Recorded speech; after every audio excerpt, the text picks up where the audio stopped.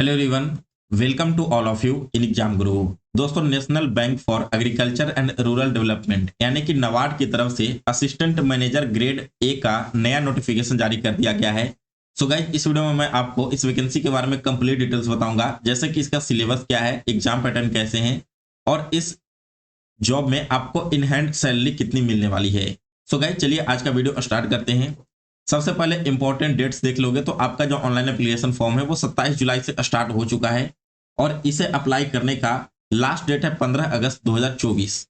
फिर इसके बाद दोस्तों इसका जो प्री एग्जामिनेशन है वो कंडक्ट करवाया जाएगा 1 सितंबर 2024 को।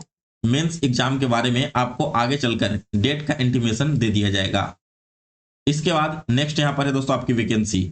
सबसे इंपॉर्टेंट यही है क्योंकि यहाँ पर कैटेगरी वाइज अलग अलग पोस्ट के लिए वैकेंसी निकाली गई है। जो जनरल कैंडिडेट हैं, यानी कि अगर आपने सिंपल ग्रेजुएशन वगैरह कर रखा है तो आप जनरल पोस्ट के लिए अप्लाई कर सकते हो, जिसमें टोटल अनरिजर्व कैटेगरी का 23 वैकेंसीज है, एससी का 7 वैकेंसी है, एसटी का 3 है, ओबीसी का 12 है, ईडब्ल्यूएस का 5 है, यानी कि इस प्रकार से टोटल 50 वैकेंसीज निकाली गई है।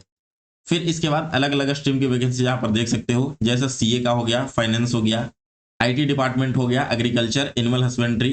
तो इन सभी के लिए अलग अलग क्वालिफिकेशन यहाँ पर मांग की गई है, वो क्वालिफिकेशन भी मैं आपको आगे दिखाता हूँ।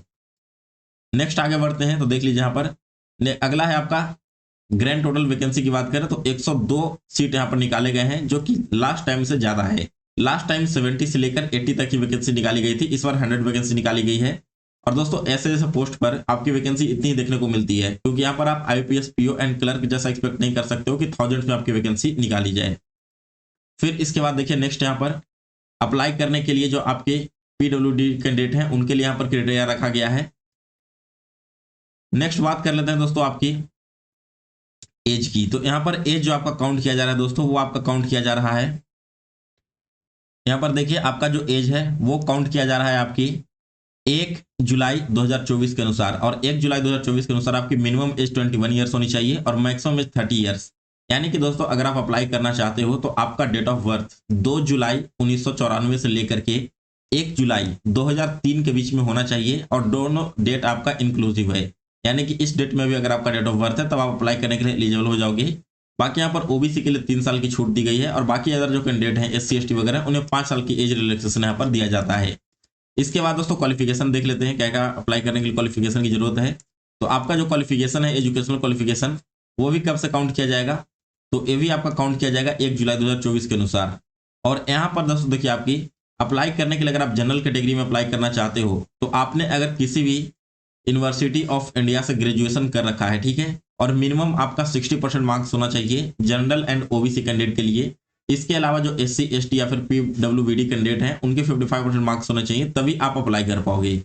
या फिर अगर आपका ग्रेजुएशन में इस क्राइटेरिया को कंप्लीट नहीं कर पा रहे हैं तो आपने अगर पोस्ट ग्रेजुएशन डिग्री ले रखा है, एमबीए, पीजी, डीवीएम, और इसमें मिनिमम आपके 55% मार्क्स है, या फिर अगर आप एससी एसटी कैंडिडेट हो तो 50% मार्क्स है, तब भी आप अप्लाई करने के लिए एलिजिबल हो जाओगे। ये था दोस्तों आपका पहला जनरल पोस्ट के लिए। इसके अलावा सीए का पोस्ट यहाँ पर दिया गया है, आपका कॉमर्स में होना चाहिए। फिर फाइनेंस के लिए अप्लाई करना चाहते हो तो क्या चाहिए, इस तरह से आपके सारे अलग अलग पोस्ट वाइज यहाँ पर डिजायरेबल क्वालिफिकेशन मेंशन किए गए हैं। तो इतना सारा चीज इस वीडियो में बताना पॉसिबल है नहीं। आप इस नोटिफिकेशन को डाउनलोड कर लेना मेरे टेलीग्राम ग्रुप से, वहां पर आप बिल्कुल डिटेल में पढ़ लेना कि आप कौन कौन से पोस्ट के लिए एलिजिबल हो। इसके बाद नीचे और आते हैं तो नेक्स्ट आप देखिए यहाँ पर नेचर ऑफ वर्क बताया गया है, यानी कि आप अगर अलग अलग पोस्ट के लिए सिलेक्ट होते हो तो आपका नेचर ऑफ वर्क क्या रहने वाला है। तो इस चीज को भी आप अपने हिसाब से, आप जिस भी पोस्ट के लिए एलिजिबल हो उस हिसाब से पढ़ के देख लेना। बात करते हैं दोस्तों आपका सिलेक्शन प्रोसीजर की। तो आपके जो सिलेक्शन है वो 3 फेज में होने वाले हैं। पहला आपका प्री एग्जामिनेशन होगा। प्री एग्जामिनेशन में टोटल 8 पेपर आने वाले हैं, लेकिन इन 8 पेपर से आपका मेरिट नहीं बनने वाला। सबसे पहले देखो आपके पेपर क्या क्या होंगे। तो एक रीजनिंग का पेपर होगा 20 क्वेश्चन 20 मार्क्स के। इंग्लिश का पेपर होगा 30 क्वेश्चन 30 मार्क्स का। कंप्यूटर नॉलेज होगा 20 क्वेश्चन 20 मार्क्स का। क्वांट होगा आपका 20 क्वेश्चन 20 मार्क्स के। फिर डिसीजन मेकिंग यहाँ पर 10 क्वेश्चन 10 मार्क्स के हैं। जीए यानी कि जनरल अवेयरनेस 20 क्वेश्चन 20 मार्क्स के होंगे। Economic and social issues with focus on rural India, जैसा कि आप सभी को पता है कि नाबार्ड क्या है, रूरल डेवलपमेंट पर फोकस्ड रहता है। तो यहाँ पर आपका रूरल डेवलपमेंट ऑफ एशिया में जो इकोनॉमिकल एंड सोशल इशूज हैं उस पर आपके 40 क्वेश्चन 40 मार्क्स के आएंगे। Agriculture and rural development with emphasis on rural India, इससे भी 40 क्वेश्चन 40 मार्क्स के आएंगे। पेपर आपका हिंदी और इंग्लिश दोनों लैंग्वेज में होगा और इसके लिए आपको कंपोजिट 120 मिनट यानी कि 2 घंटे का टाइम दिया जाएगा। अब देखिए असली खेल यहाँ से शुरू होता है, क्योंकि आपने यहाँ पर देखा कि ऊपर में रीजनिंग, इंग्लिश, कंप्यूटर, क्वांट वगैरह है, तो इसमें आप 50 स्कोर कर लोगे। लेकिन जो आपका क्वालिफाइंग सेक्शन है ना, वो कौन कौन सा है? रीजनिंग है, इंग्लिश है, कंप्यूटर है एंड क्वांट है और डिसीजन मेकिंग है। यानी कि दोस्तों आपका जो फर्स्ट 5 पेपर होने वाला है, इससे आपकी मेरिट नहीं बनेगी, यह केवल आपको पास करना होगा। मेरिट आपका बनेगा नीचे के 3 पेपर से, जिसमें आपका क्या क्या हो गया? जनरल अवेयरनेस हो गया, फिर आपका इकोनॉमिकल एंड सोशल इशू हो गया और एग्रीकल्चर एंड रूरल डेवलपमेंट हो गया। यानी कि इस जो 100 मार्क्स के पेपर होंगे, इसी से आपका कट ऑफ डिसाइड होगा और इसी पर आपको ज़्यादा फोकस करना है अगर आप इस पोस्ट के लिए अप्लाई करोगे तो। फिर इसके बाद नेक्स्ट आपका मेंस एग्जाम होगा। तो मेंस एग्जाम में देखिए पेपर 1 करवाया जाएगा। यहाँ पर मैं जनरल पोस्ट की बात कर रहा हूँ, ठीक है, जर्नलिस्ट के लिए। तो पेपर 1 आपका जनरल इंग्लिश का होगा, ऑनलाइन डिस्क्रिप्टिव फॉर्म में 3 क्वेश्चन पूछे जाएंगे 100 मार्क्स के और 90 मिनट्स का टाइम दिया जाएगा, जिसे आपको कीबोर्ड के थ्रू टाइप करना है, जैसे आप IBPS PO का डिस्क्रिप्टिव पेपर देते हो वैसे।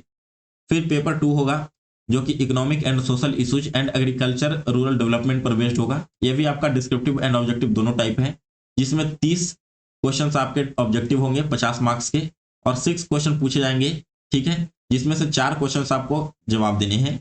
ये आपका 50 मार्क्स का होगा। तो ऊपर वाले ऑब्जेक्टिव के लिए 30 नंबर, 30 मिनट टाइम दिया जाएगा और डिस्क्रिप्टिव के लिए आपको 90 मिनट्स का यहाँ पर टाइम दिया जाएगा। सारे के सारे एग्जामिनेशन ऑनलाइन कंडक्ट करवाए जाएंगे।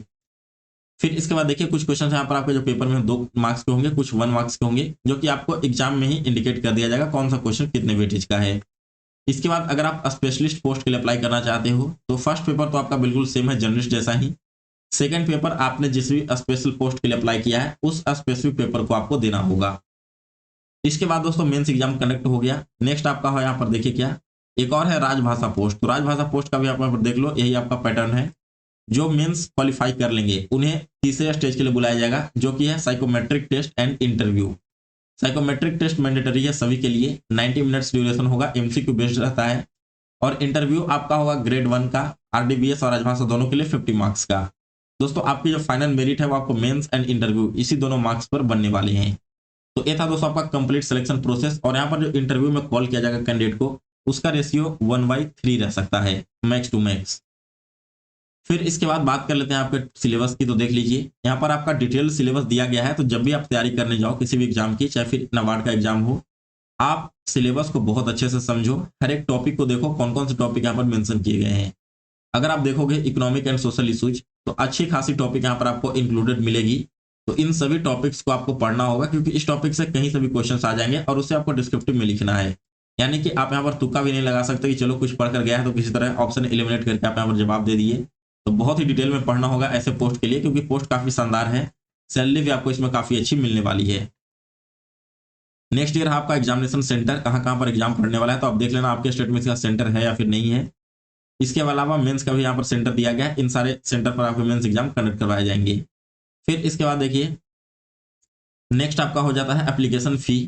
तो जो जनरल कैंडिडेट हैं, OBC हैं और EWS हैं, टोटल 700 रुपये पर फी लगने वाला है। इंटीमेशन चार्ज 150 रुपया, यानी कि टोटल 850 रुपया लगेगा।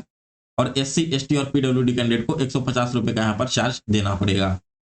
इसके बाद इमोलमेंट्स एंड सर्विस कंडीशन दिया गया है। तो देखिए आपका जो बेसिक पे है वो 44,500 है। अब बहुत लोग सोचेंगे कि अभी तो ग्रामीण बैंक का भी बेसिक पे 48,500 हो गया है, लेकिन इतना बढ़िया पोस्ट का बेसिक पे 44,500 है। तो देखिए भले ही आपका बेसिक पे इतना कम है, लेकिन इतने सारे इमोलमेंट्स इसमें दिए जाते हैं, अलग अलग अलाउंसेस दिए जाते हैं, कि वर्तमान में आपके जो ग्रॉस इमोलमेंट्स है वो बन रहा है 1 लाख रुपये। इसमें से कुछ डिडक्शन भी होंगे।